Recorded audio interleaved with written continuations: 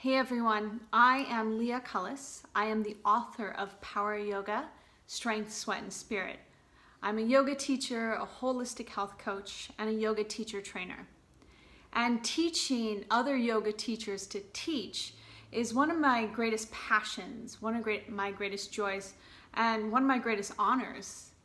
And what I love about it is that we get to turn people on to more passion, more power, and more purpose in their own lives. And everything first starts on the mat.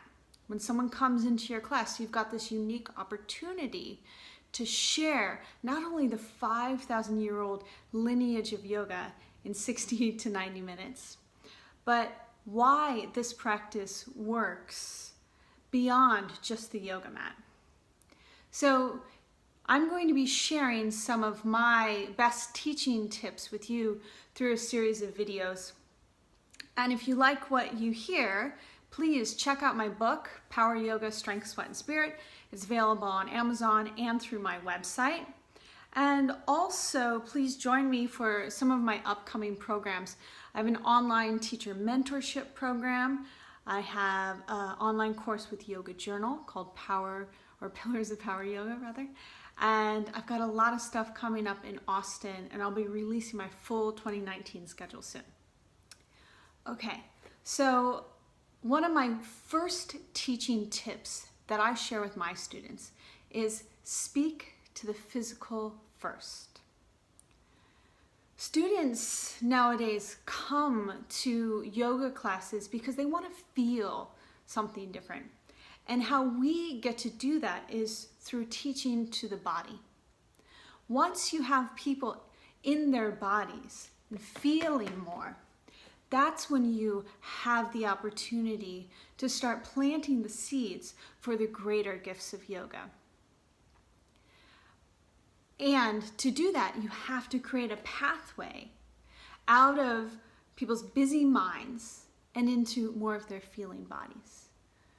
When they're embodied and in their power, that's when they'll be more receptive and sensitive to all the gifts of life, like the gift of now, what's happening right in front of them, rather than something that's happened in the past or gonna happen in the future, maybe. When you give them the gift and guide them into a fully embodied experience, that's when they start to wake up to what's possible for them now. So as teachers, it's essential to give them a physical experience. That means leaving out the fluffy yoga speak and being really purposeful with your language, your cueing, how you articulate the structure, the alignment, the activation, and the why behind every pose.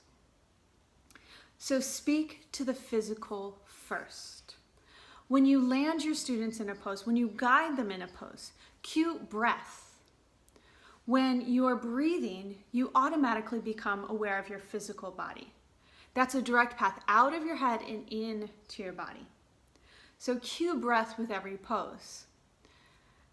I believe that when we cue breath with every pose, even if we're repeating a vinyasa sequence again and again, that's the greatest reminder we can give to our students to feel more, to think less, and to access their own power.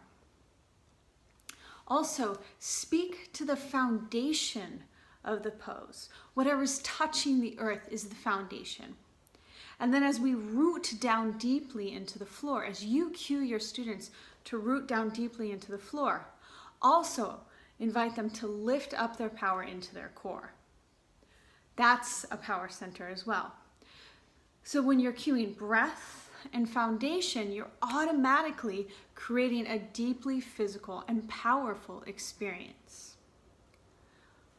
Other ways to activate the pose: muscular activation, alignment, structure, overall shape of the pose. Not feel this or feel that.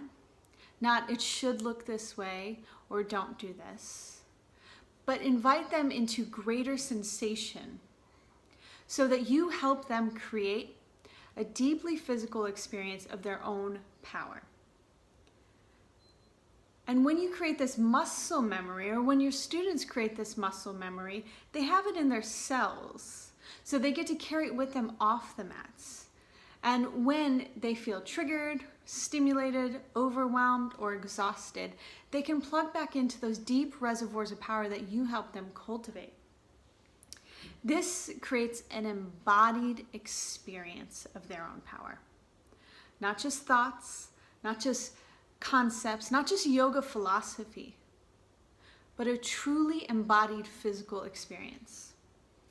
And to do that as guides, as yoga teachers, we have to speak to the physical first.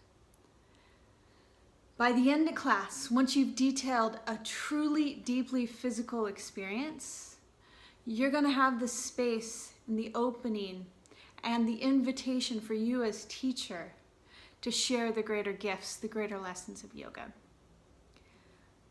So ensure your students get what they came for and give them a physical experience on the mat. As teacher and guide, speak to the physical first. Start with breath and foundation, then move up into the activation, alignment, and architecture of the pose. Okay, if you like this teaching tip or you have something to add, leave a comment below. And also, please join me on my website, leahcullis.com. And I have some online programs, like I said, Pillars of Power Yoga with Yoga Journal. Also an online teaching mentorship coming up. We start March 18th in our spring session. And I've got more events happening in Austin, Texas, and teacher training coming soon. Thanks, y'all. Be well.